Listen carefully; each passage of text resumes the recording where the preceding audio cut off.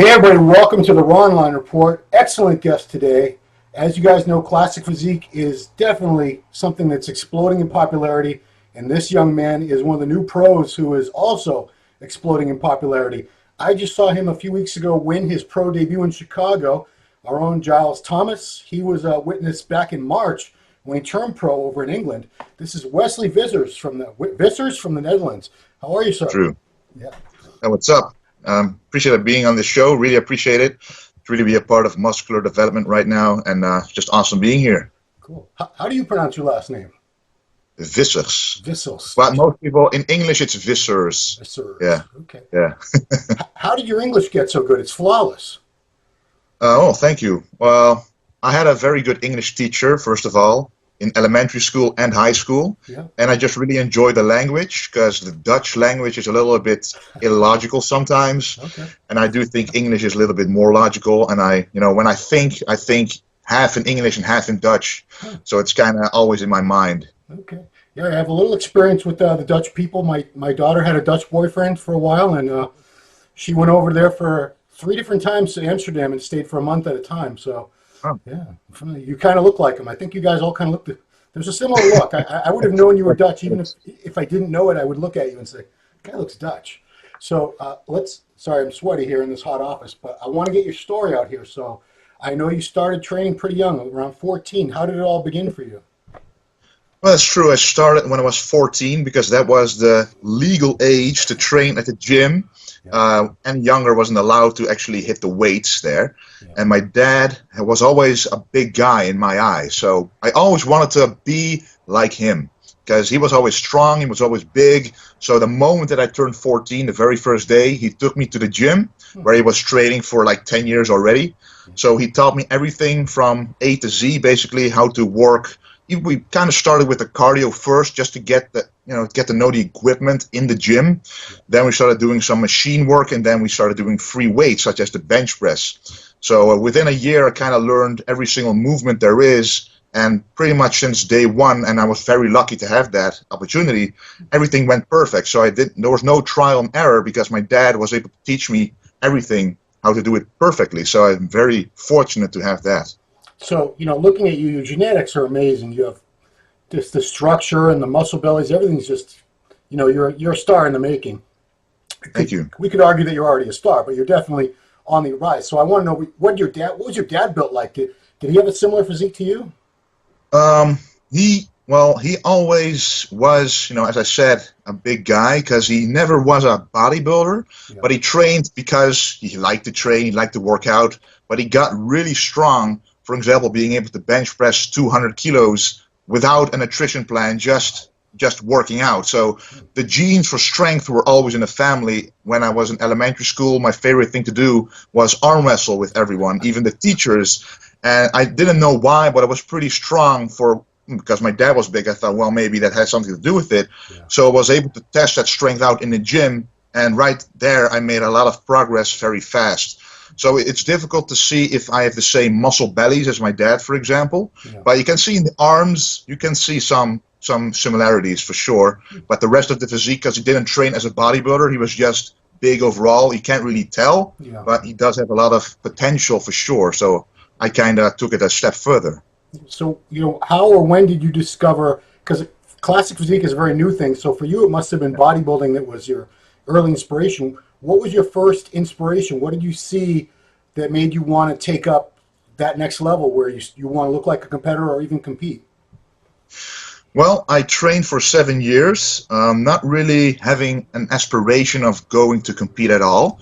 So when I was 21, someone in the gym told me, "Hey, why aren't you competing in a show?" And I was like, well, I only watched the Mr. Olympia because I was very entertained by bodybuilding in general. Yeah. But I thought a competition is like the Mr. Olympia. So I was looking at Ronnie Coleman and stuff. I was like, I can never achieve that. Yeah. But then someone showed me a poster in the gym of a local show and how those guys looked like on stage.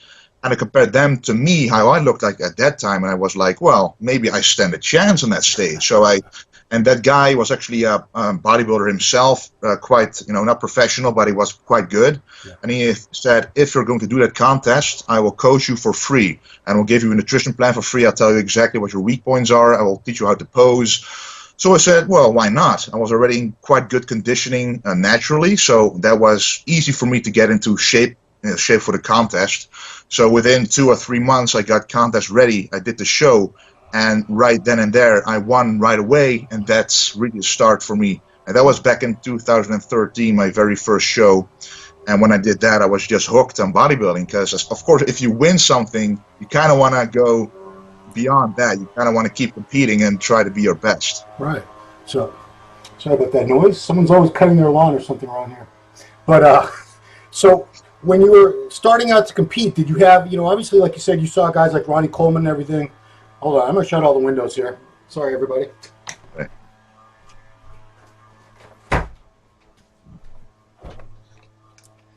Yeah, my neighbor's a pain in the ass. Anyway, so, were you inspired by the physiques of today, or did you look more toward the past with, more of the classic bodybuilders of, 70s and 80s, even before that?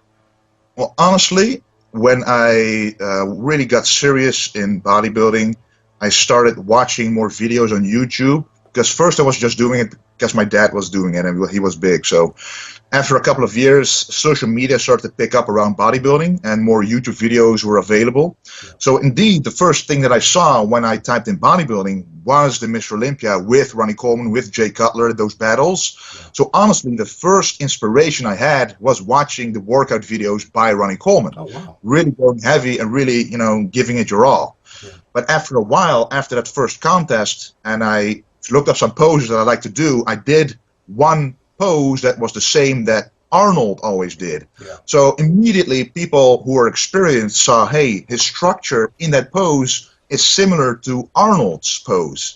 So then I looked that up and I was like, whoa, that's true. And Arnold was always, I've always been a fan of Arnold because of his movies. Yeah. But then after watching Pumping Iron, I really understood what it was like to be a classic bodybuilder. And since my first show, I really aimed for that classic look because I knew that I had the structure for it and people really enjoyed watching that. So that's when I started really doing poses that Arnold used to do because my structure was a little bit like his in those poses. Yeah. So that's when I really got motivated to be a classic bodybuilder. I mean, there's been so many people putting pictures up, side by side, showing the similarities, that there are a lot of structural similarities, a lot of muscle belly. You have a very similar physique to Arnold. But I have to ask, so you started competing in 2013. Classic didn't really start until 2016. So in that time, you were competing as a bodybuilder because that's all there was really. Yeah.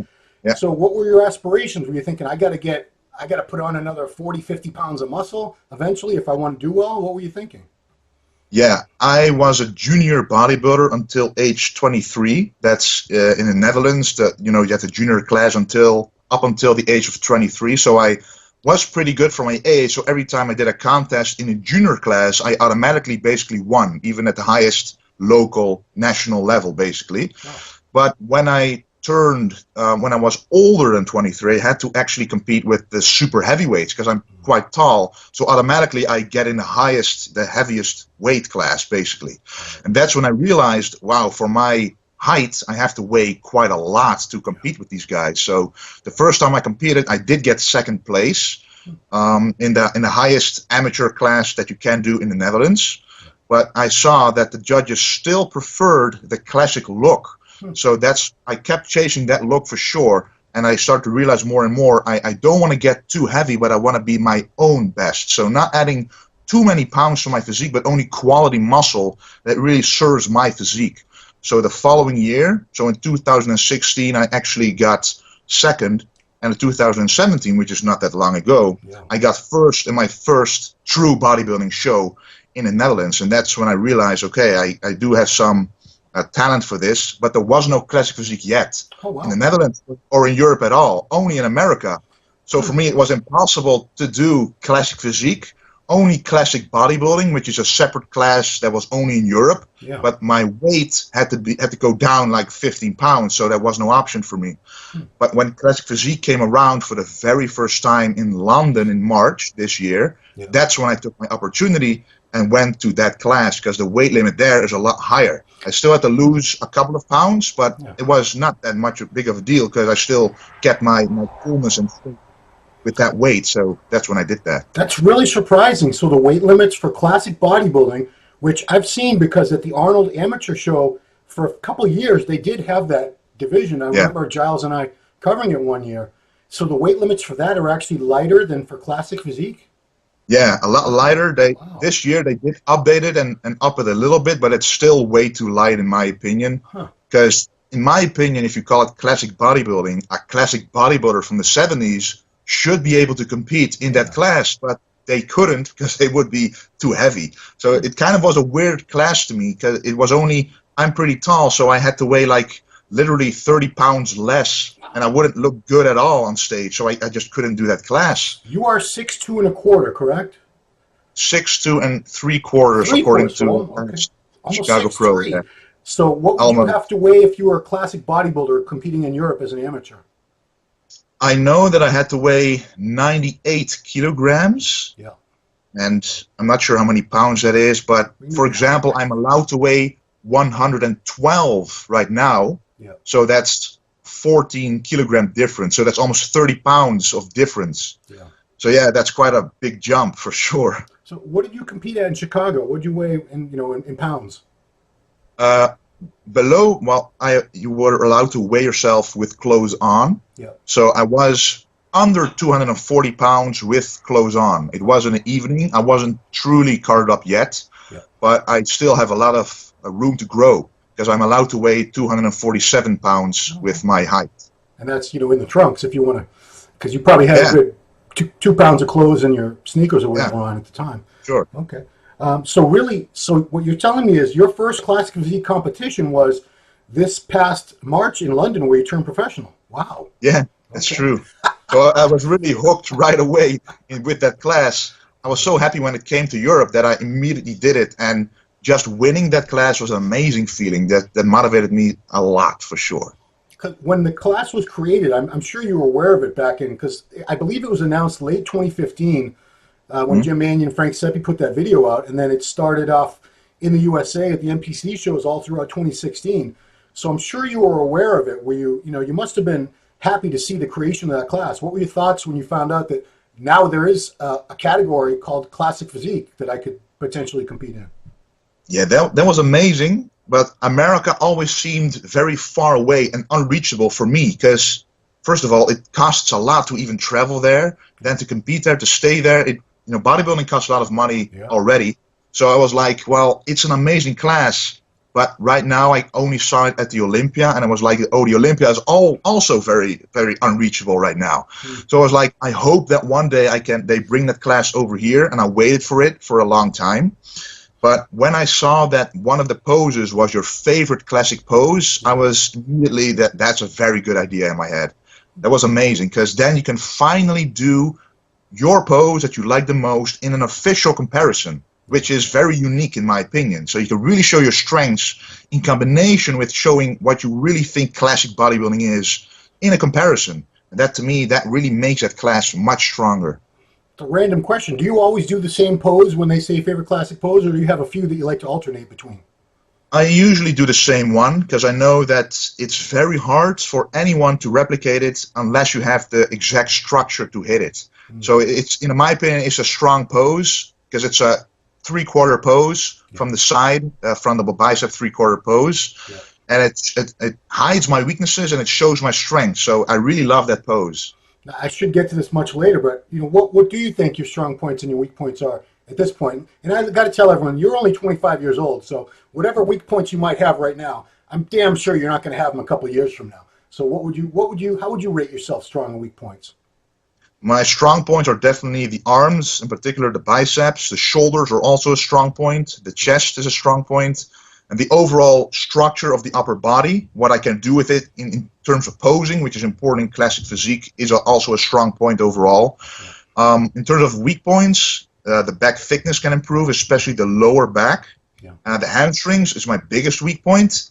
And the quads overall, although in some front poses, some people say, well, that is classic. That's a good proportion for classic. Other people say, well, if you look at the Olympia level, they do have to grow a little bit, especially the quad sweep, which I'm improving on as well. So basically, the entire lower body can grow a little bit, especially the hamstrings. The calves are also a strong point, which is also reminiscent of the classic bodybuilding scene, because a lot of guys had big calves. It was all about proportion and balance. And yeah, basically that's how I rate my physique right now. It's people talk about the legs, and you need to have these legs for the Olympia level, but the other people have a valid argument too, because if I think back to, because I was a fan of all these guys with the classic physiques, I'm a lot older than you, so I remember guys like Arnold, Serge Nubret, Frank Zane. These guys did not have massive thighs, and it really it kind of wouldn't have really fit their physiques. They had decent sized legs, but they weren't rubbing together, and they didn't swell out like bulbs. So I don't know. I don't know if it's kind of a conundrum. I don't know if classic physique guys should have the massive thighs of bodybuilders, because I agree. We've had this argument, and this is what I want to ask you next. Is you've had to explain it now, because now that you're a name and you're a classic physique pro, you're going to get this question a lot. I'm sure you already have. What's the difference between classic physique and bodybuilding? How do you explain to people what is classic physique? What does it represent?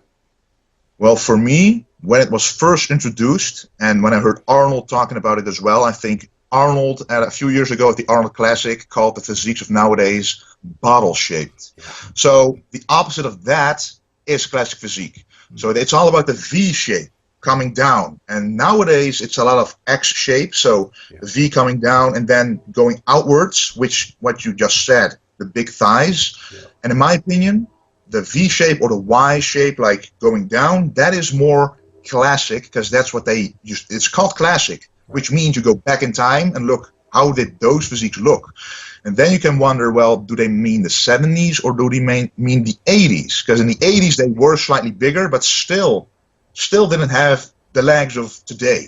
Right. But it's difficult, because I think that the judges themselves haven't really gotten 100% clear on what they want to see. I think it's more of, if you see it, you know it. Yeah. Because when I looked at the scorecard for my own show at the Chicago Pro, it was a perfect score for me, even though the second and third place had bigger legs than me. Yeah. So that tells me that the structure that I have right now is what those judges wanted to see. Yeah. And it all depends on the person as well. If big legs suit your physique and you can pose with it, it flows well, then it also is classic, as long as your waist is small and you know how to pose, how to show and present your physique the best way.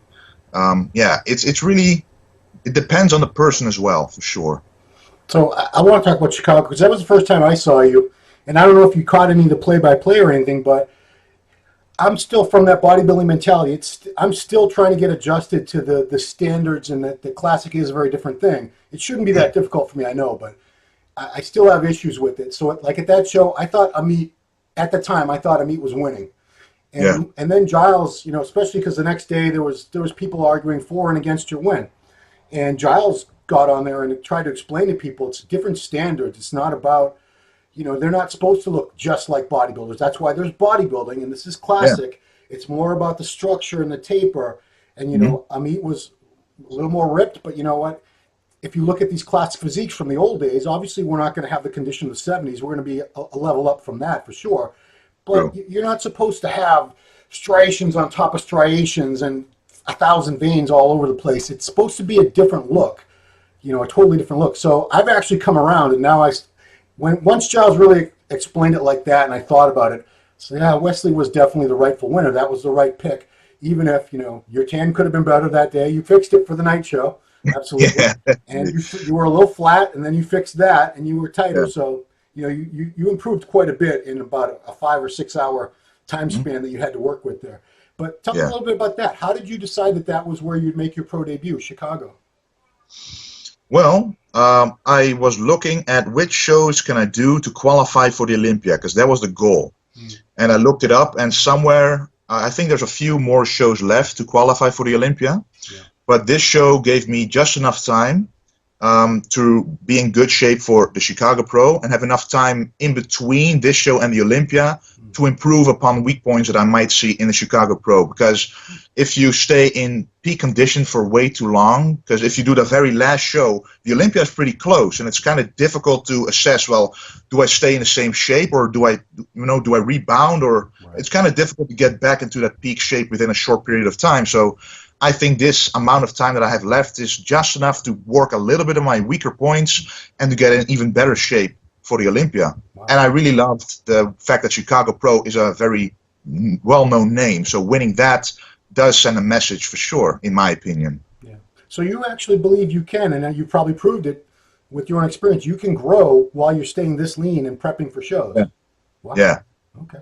Because that's not everybody can do that. So I think that's, 10 years from now, you probably won't be able to do that. But by then, you're going to, whatever weak points, they'll all be gone by then. You'll be, I don't know, it'll be either you or Bumstead will have, 10 Olympia titles by that point. One of you guys. So that's my next question. Who are your favorite classic physique pros right now competing?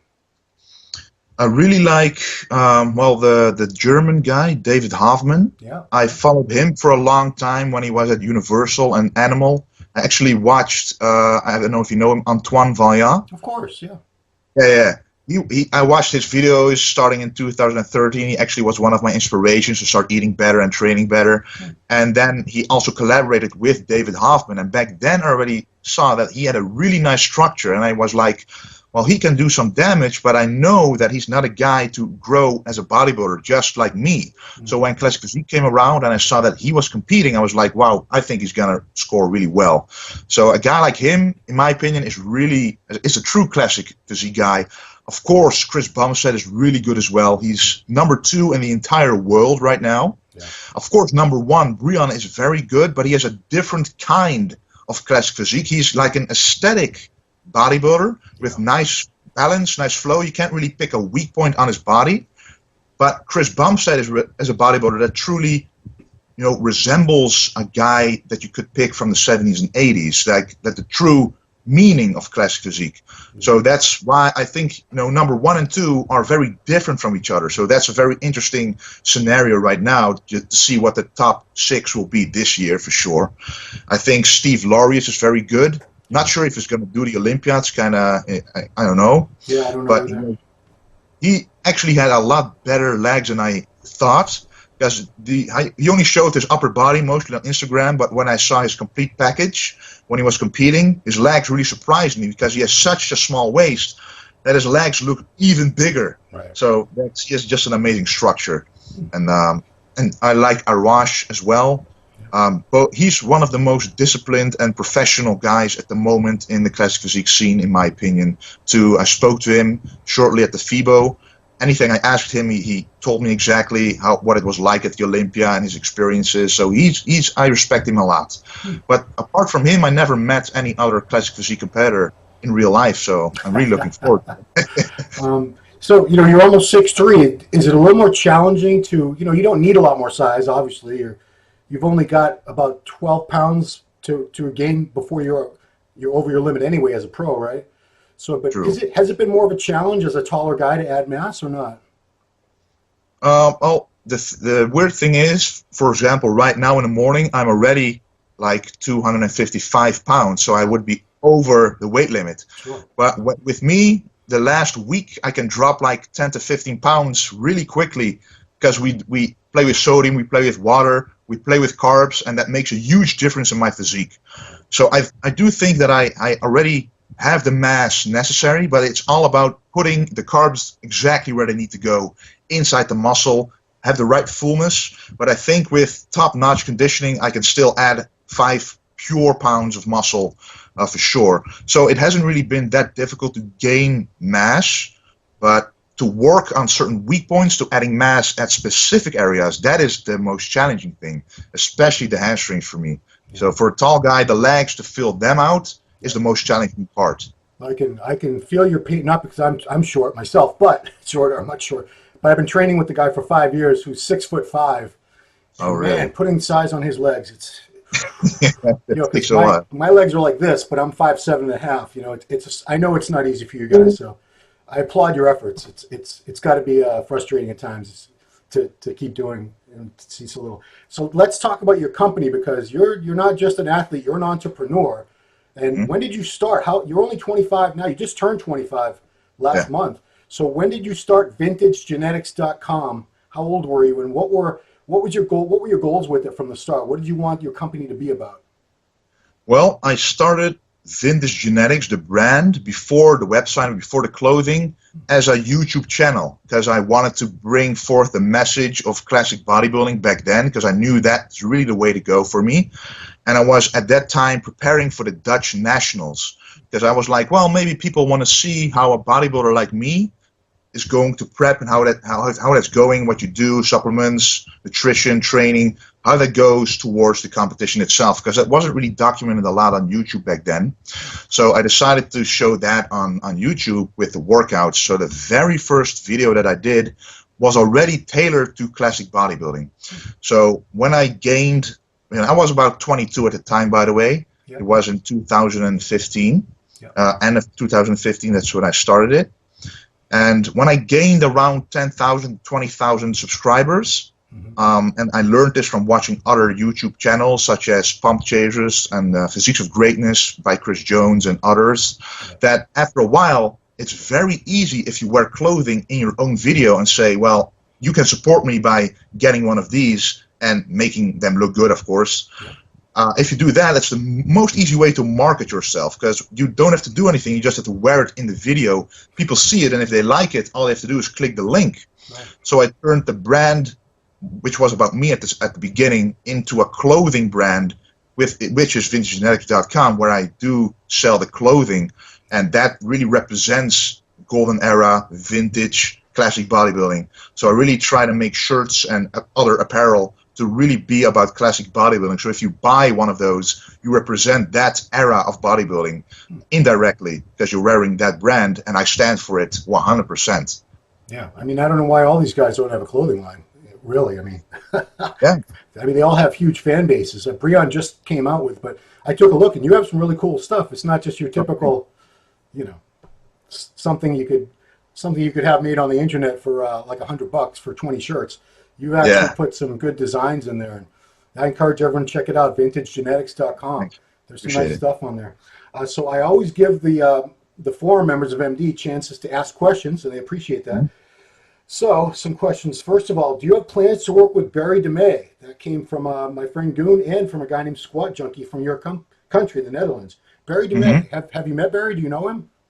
I have met him at my second bodybuilding show, where I grew like 20 pounds in 1 year, because I really wanted to win the overall again at the same show.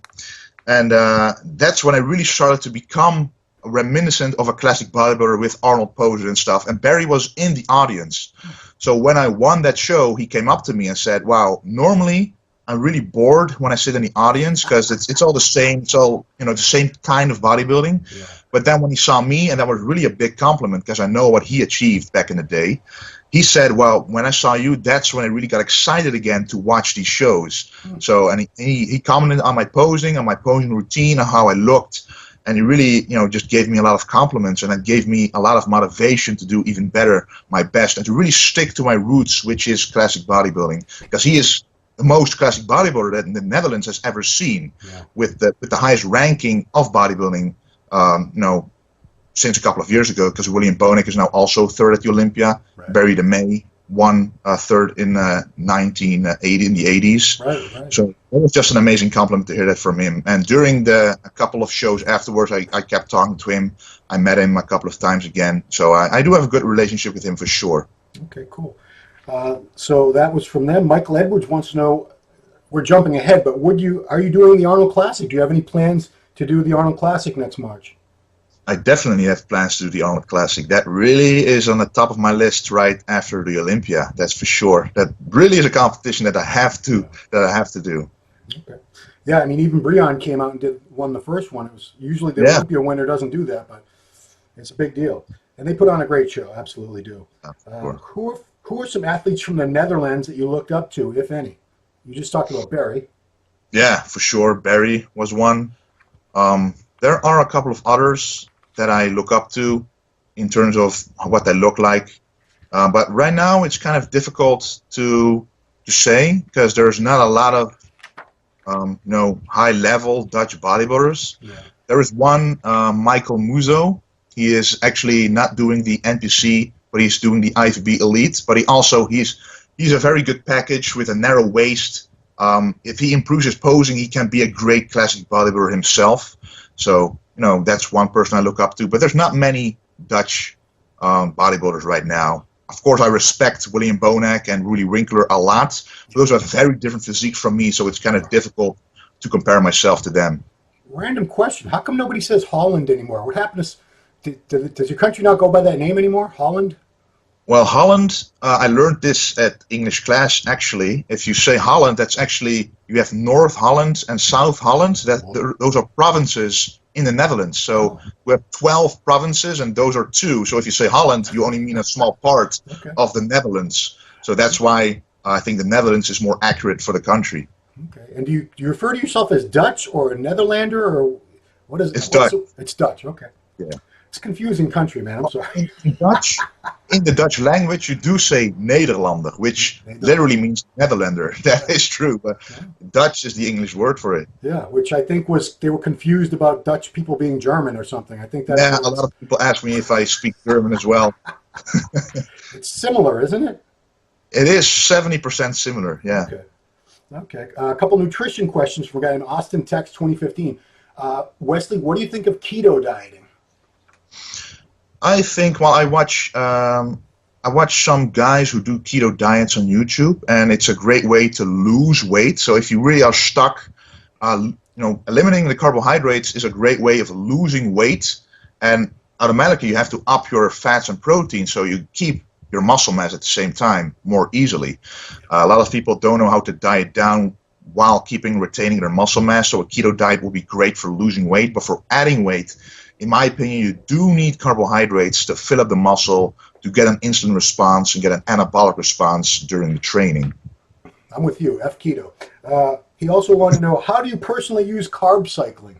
Do you carb cycle when you? Yeah, I carb cycle. Carb cycling has taught me a lot about my own physique because I realized if I do 2 low carb days, I lose a lot of water weight right away, very fast, and I get flat quite fast. Yeah. Right now, I do 2 high carb days and 1 medium carb day. In my opinion, that is the most efficient way for a bodybuilder to remain full, to keep your metabolism high, and to lose weight at the same time. Because the low carbs combined with cardio allows you to lose the fats, and the high carb days tell your body, wait, I'm getting enough energy in, so keep that metabolism high. So it's a really good combination of both. Okay. Dave 415, who referred to as an angry old man, wants to know, with such huge media popularity and clothing brand, do you see yourself ever moving to the United States? Is it something you've discussed with your girlfriend and family, or are you okay with traveling across seas as part of being an IFBB pro? So any plans to move here? I used to have plans to move to the United States for sure.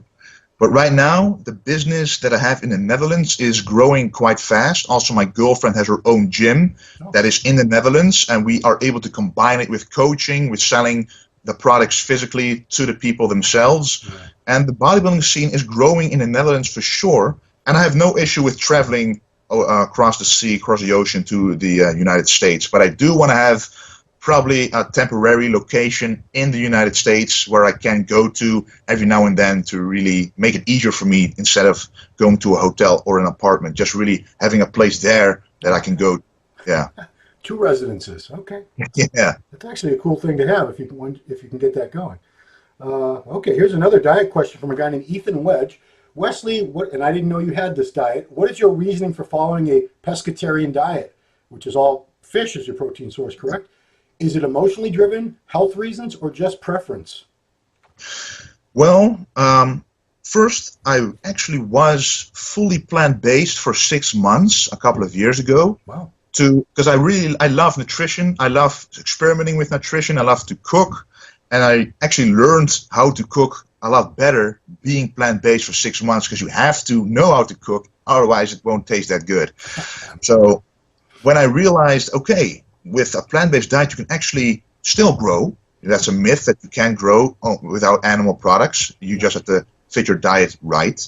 But when I was going to prep for a contest, I needed some dry protein, which is very difficult to get from plants. And with dry protein, I mean without the added carbs and fats. Okay. So I added back in fish because that was easy to digest, and especially when you need a lot of protein, the protein source needs to be easily absorbable and digestible by your system, of course. Yeah. And I realized, well, with the fish it's actually going perfect, and I never missed the meat anymore. I never actually liked to eat meat when I was a child. The moment that I ate meat and I tasted a hard piece of it, I immediately threw it away. I didn't want the entire plate anymore. I was someone like that. So Wow. when I added back in fish, it went perfectly, and I never changed. So it's been like that for over 3 years right now. Well, that's, I mean, you're proof, you're living proof that we always think you have to have red meat and chicken and all this to grow, but you look like you're doing just fine, Wesley. So Huh? keep on keeping on. He also wanted to know, what's your favorite cheat meal? Ooh, that's well. I was actually for the first time when I won the Chicago Pro, I went to the Cheesecake Factory for the first time. I heard a lot of stories about it, Yeah. but when I had those cheesecakes, they were really amazing. So something like a cheesecake or something like that is really a favorite cheat meal of mine. Usually I like savory foods, but after a contest, after dieting, I really love something like a cake or something like a cheesecake or a good pizza, because I did recommend like a deep dish pizza in Chicago because they are supposed to be good there. I didn't have one yet, but I really love pizza as well. So either of those two I really love. Okay. Yeah, going back to what we said, that was, I think, when you won Chicago, I believe that was like 12 weeks out from the Olympia. I believe that's how many weeks out. Is that right? Something like that, yeah. So what do you do with your diet? I mean, do you did you go off your diet for a couple weeks, or how do you work that? Because that's a long time to try to hold contest condition, an additional 12 weeks. After the contest, for a few days, I just ate whatever I wanted. Yeah. But naturally, I don't overeat. Like, I don't eat at 10,000 calories a day. So I probably ate around 6,000 or 7,000 calories a day. And normally I'm around 5,500, even on a high day, even on the contest diet. So it wasn't that big of a difference. But it actually made my physique rebound quite a lot, because as you mentioned, I was a little flat on the stage. Yeah. So my physique really took up all those carbs and all that salt and all that water and blew me up. And when I was working out in the gym a couple of days later, I looked amazing. I looked very full. I felt good, felt energized. So for a few days, I cheated on my diet, kinda. Mhm. But after that, we went to the carb cycling plan that I mentioned, with 2 high carb days of 600 grams of carbs and 1 lower carb day of 300 grams of carbs. And I've been doing that since. And the conditioning has gone down a little bit to add a little bit of size, but I can get that back right away after a few weeks for sure. I mean, that's you eat a hefty amount of carbs, because like I was just talking to Ronnie Coleman about his Olympia diets years ago. Chad Nichols had him on 100 grams of carbs a day, and he was walking around at 300 pounds, pretty much in shape. That's crazy that he was even able to function and train like that. But, okay, this next group of questions all comes from AJ. You actually met AJ in London, big towering Jamaican guy with the braids and everything. So let's get moving on his questions. Let's see, Wesley, do you remember meeting him? First of all, he wants to remember if you remember meeting him. Yeah. I did meet him. Yeah. He was about 6'7" or... Yeah. How can you forget? Let's see. Is there any chance of you getting some posing tips from the real Arnold on video? Oh, that's from George, UK. He wanted to know has Arnold, I guess he hasn't contacted you or anything, but if you do the Arnold, I'm sure, and especially if you win the Arnold, he's going to become very much aware of who you are. Yeah. Would you like to do that? Would you like to work with him in some kind of capacity, if you could? Oh, yeah, for sure. Yeah. I would love for him, if I do those poses that he did back in the 70s, if I show him those poses, I want him to critique them, because I want to be able to execute them perfectly. Because those are my favorite poses to do. Those powerful classic poses that he used to do. Yeah. I want him to tell me, well, you're either doing them right or you have to tweak this or that. That would be absolutely amazing to have his feedback on those poses. Yeah, it would be. From Bestia, he wants to know, are you worried about the additional commitments and responsibilities at fame and success, and the risk it will distract you with your focus on training, diet, and prep?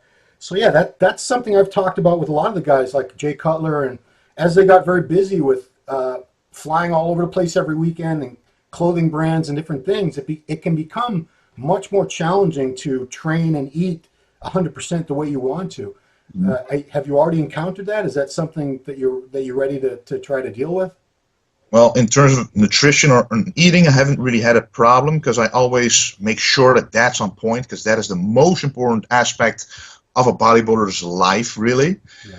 But the training, sometimes when you train at a different gym, and I try to avoid that, but there's always someone who recognizes you. And I'm not someone to ignore a person like that. So when I'm in a training and someone does come up to me for a picture or something like that, it can disrupt the training itself a little bit, but it doesn't really matter that much in the end, because it's all about, it has to be a combination of, because I'm at this level right now because of those people supporting me. I wouldn't have been able to support myself, to purchase the tickets, the hotel and everything, without my brand, without the people supporting the brand.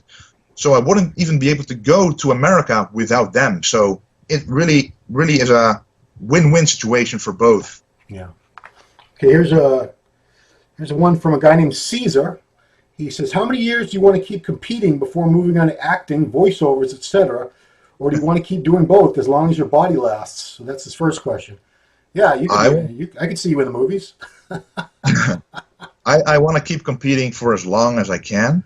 For sure. That's why I'm trying to live my life as healthily as possible with nutrition. I always try to show on the videos as well that bodybuilding diets don't have to be boring. They can be very healthy and delicious at the same time. And the same goes with supplements. If you choose the right ones with the right amounts, you can really improve your health a lot. So that plays a big role in my mind, knowing that I want to compete for another 20 years, for example, at least bodybuild for that long amount of time. And about the voice acting, I'm really interested in doing some kind of voice acting project or job or work.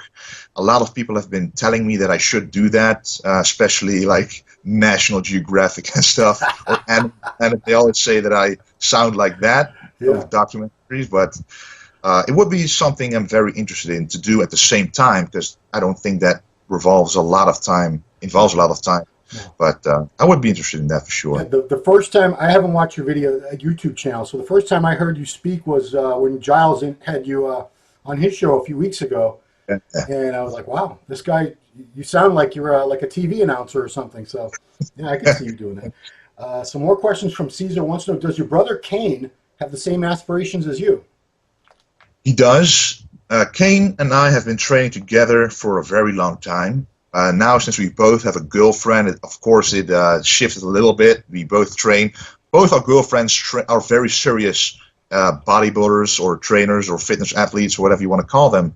But they are very serious as well. So we are able to train with our girlfriends from time to time and have a very good workout. But in the end, the true base of what we have always done is me and Kane training together, because our strength in terms of the poundage we can move in the gym is about the same. We can spot each other very well. And he does have the same aspirations as me in terms of doing the classic physique class. But the problem is, well, it's not a problem, but the thing is, he will always be looked at as the brother of Wesley.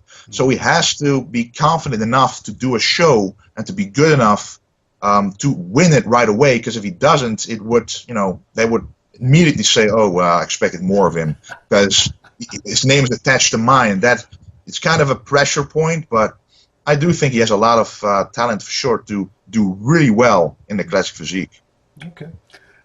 So he also wanted to know, if you move to the U.S., will your coach, Ferdy, travel with you, or do you have to start looking for another coach?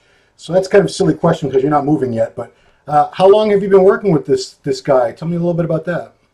I've been working with him, let's see, I think for around a year now. Okay. And I never really had a solid coach to work with, partly because I like to do things myself, but Ferdy is the perfect coach for me, because the first time that I talked to him, he actually backed all his claims up with science, and that's what I like. He actually worked with Flex Wheeler, with Jay Cutler, actually with really big names in the industry when he lived in America. at Gold's Gym, the very famous Gold's Gym. He used to do nutrition plans there. Yep. And he actually did a university level education regarding sports nutrition. So he really has a good background in the science behind nutrition and supplements, training, working out.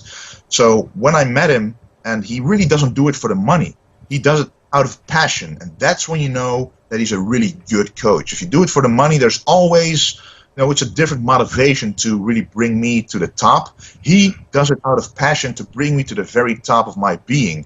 And just working with him has been amazing since the very start. And he's been traveling with me to every single show, no matter where it is. He was with me in London. He was with me in America last time. So he's an amazing coach for sure. What's his full name? Ferdi Robijns. Robijns, okay. Is it short for Ferdinand, probably? Yeah, maybe. I'm not sure, actually. Okay, that's not important. Let's see. In the last competition, you were still way under the weight limit, also with an eye on the carving up process. How many pounds or kilograms are you still able to gain? I guess we went over that, right? You can still gain you get about 12 more pounds or so. That you can, 12 more pounds, just about that, yeah. That's a lot of muscle. Okay, and then he just closes it out by saying, being Dutch myself, I'm really excited to see you competing at the Olympia this year. Enjoy it to the fullest. So thanks. Okay, now everything else is from AJ. So I don't know if I'm going to ask all of his questions. Look at all these. That's all. Wow. Yeah, I'm not going to ask them all. He says, "Hello, Vissers. This is AJ, the Muscular Development official swag champ. I met you at the Two Bros event where you turned pro. I'm that huge guy who had the gold shoes and braids. We had a talk after you won. I also took some pictures of you backstage. It was great seeing you turn pro. I'm happy you won your first pro show and are on your way to represent the tall guys amongst a sea of dwarfs." Now, AJ, that's not nice. We like to be called little people. You can't say dwarfs.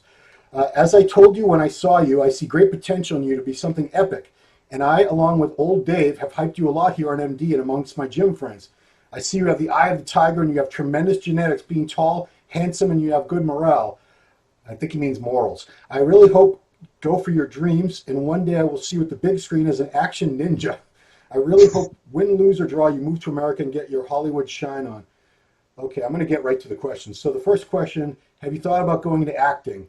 Now, you talk about voiceovers. What about like actual acting, like commercials, movies, TV? I am very interested in acting for sure, yeah. But I do have a preference. I do like more of the action side of acting. Sure. Maybe a little bit of drama acting, but nothing that... I only do things that I like to do myself. So I'm not an actor that would look for every single opportunity available. Yeah. I actually did a commercial in the Netherlands already for a different well-known clothing brand in the Netherlands, a very short one, but it was amazing to actually experience how that goes with all the scenes and the takes and the camera. So that was amazing already. So I do want to grow in terms of acting, that's for sure. Okay, cool. Being you are a man of normal height, that's not true. No, he's saying normal, but because he's 6'7". Yeah. So how much protein a day do you normally take in off season and in prep? Around 400 grams. Wow. And that's also why I choose to eat fish, as I mentioned before, because it digests much easier. And I just noticed with the higher amount of protein, there's a higher thermogenic effect, burning more calories, upping the metabolism. So it really has had a nice effect on me. 400 grams, what's that, about 3 pounds of fish you're going through a day? Oh, yeah, something like that. Wow. Quite a lot of fish, yeah. Evan Centopani's a big fish fan as well, as you might know. Yeah. I'm just curious, what types of fish do you eat over there? Well, codfish, tuna, a lot of salmon with the omega-3s, mackerel, trout, pollock fish, a lot of different white fishes. I like to really alternate between fish types to really get kind of a different source of protein there. That's a good mix of fish right there. Let's see. Do you believe protein shakes with some carbs are as good as a real protein meal with carbs? Yeah, let's skip to the next one. Enough nutrition questions. Everyone always asks, every single classic guy this, do you want to grow and eventually compete in the open bodybuilding? Well, that depends on whether the open bodybuilding criteria changes. Because I always look at who's number one right now, and could I achieve a shape like the number one, because that's ultimately the one you have to beat. Yeah. So that would be Phil Heath, and he's a very full, compact, complete bodybuilder from top to bottom. But at the same time, the open bodybuilders don't strive for the same kind of aesthetics as classic physique does. And I want to keep having those aesthetics. So a lot of people do say I can easily add 20, 30 pounds and still look the same, but a lot bigger with the same kind of classical aesthetics as I do right now. So, but then I would have, I would be in between the two classes. I would never be able to win a major pro show as an open bodybuilder, and I would weigh too much for a classic physique. So I'm going to stay in classic physique for as long as possible until maybe the open bodybuilder criteria changes. Yeah, I mean, I don't think it's the way they keep adding classes. I would not be surprised if eventually, maybe it won't be for another 2, 3, 4 years. I bet they're going to have something in between classic physique and open bodybuilding. I bet you. It'll basically be it'll be like open, but the standards will be classic shape and small waist, and there won't be any weight limits. That's my prediction. We'll see if it happens. So last question comes to you from another Nederlander. Goes by the name of Big Beat on the MD forums. So he says, you have incredible self-confidence and charisma in a similar way Arnold does. Is this something you were born with, or did you develop it? How much of your mental approach comes from being a Nederlander? Well, it's how I am is always natural. So my mom always says, however, when I go on stage, I change into a different person. So the moment that I get on stage and do my posing routine, I change into something else. That's what she realizes that the most, because she knows me the best. So in real life, I'm different from how I appear on stage, because that's when you got to perform.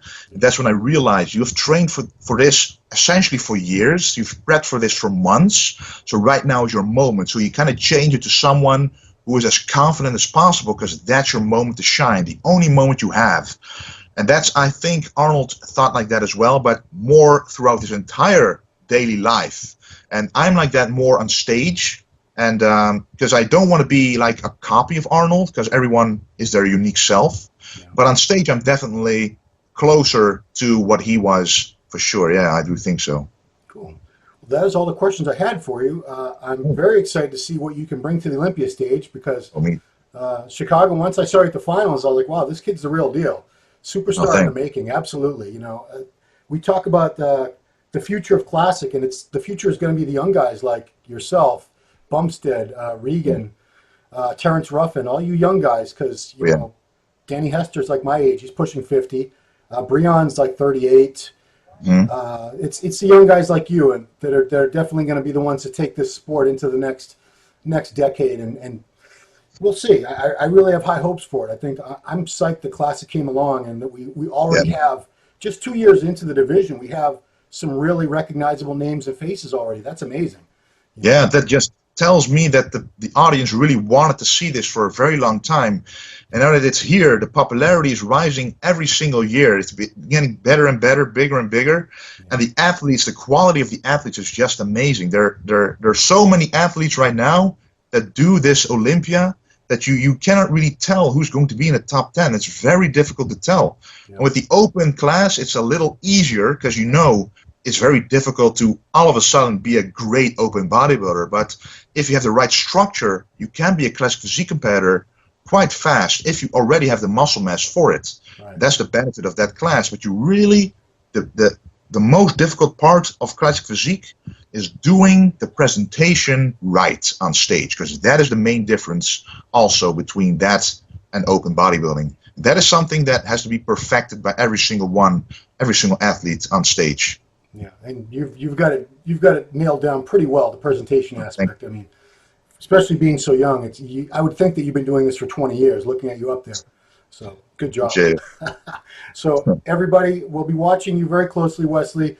Definitely check out all your social media. Everything's under Vintage Genetics, right? I believe. Yeah, true. So Instagram, Facebook, YouTube, vintagegenetics.com is the website.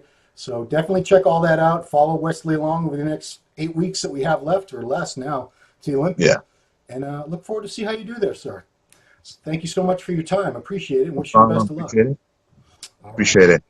For the Ronline Report, this has been Ron Harris with Wesley Vissers from the Netherlands, going into the Olympia 8 weeks. Check them out. Thanks for watching.